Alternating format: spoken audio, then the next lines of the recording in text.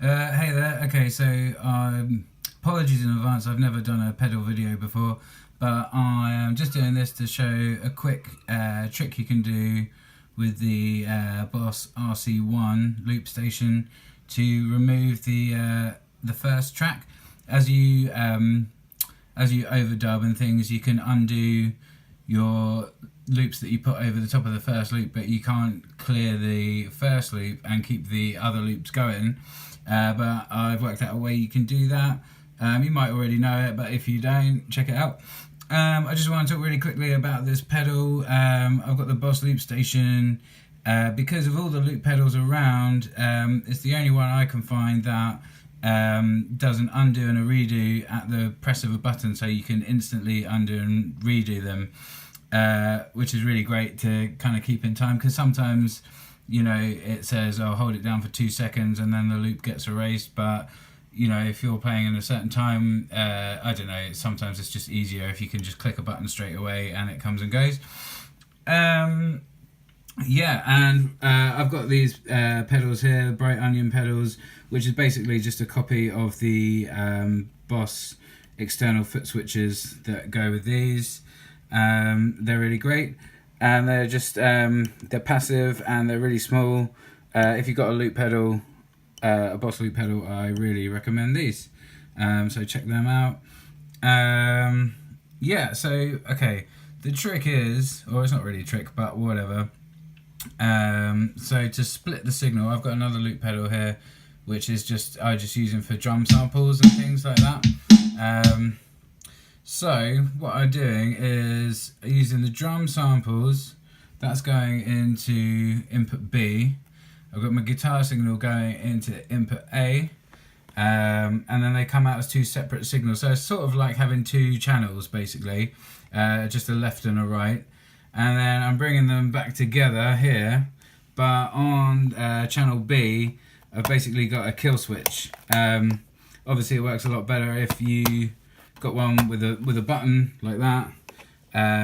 But I made this one and I didn't have a spare button, so just imagine it's a one you can press and you basically get the idea. And then yeah, and then the two signals come back together, and then that goes off to the amp. Yeah, so I'll just do a quick little thing and sort of show you how it works. Okay. I'm playing on really shoddy equipment, by the way, so the sound quality is not going to be great, but just, you know, it's just for the sort of technical thing. Yeah. Right. So if I start off with a drum beat, that will do. Record that.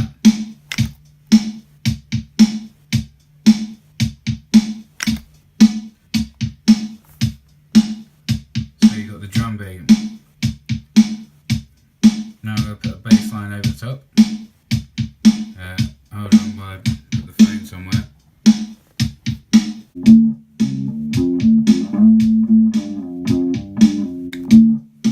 Oh shit.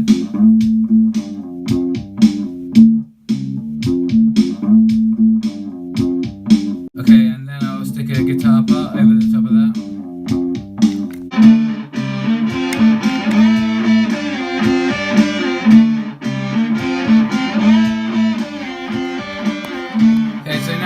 With your undos and your redos, you can take off that second layer and go back to that. And then with the redo,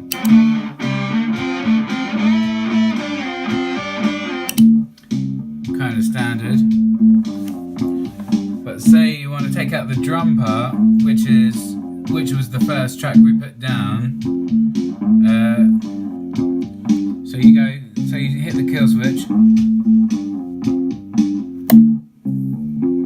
and now you've just got the original, well, not the original, the second loop, and then you can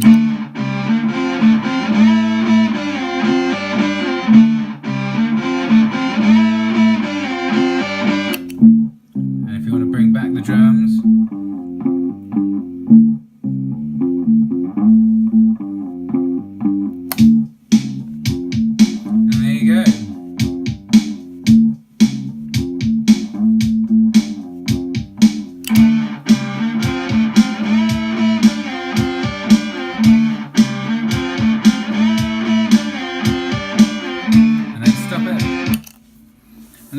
and so that's basically it. So that's kind of one of the advantages of having stereo inputs and outputs.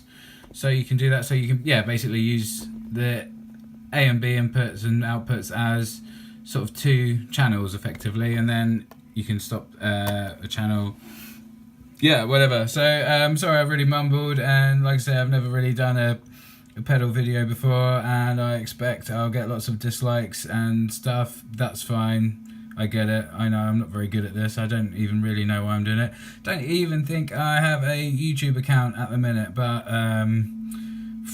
yeah, whatever. I guess I'll make one. But yeah, anyway, I hope this helps anyone else, and yeah, feel free to comment, or I wouldn't bother subscribing because I don't really post any videos ever. But yeah, thanks a lot. Bye.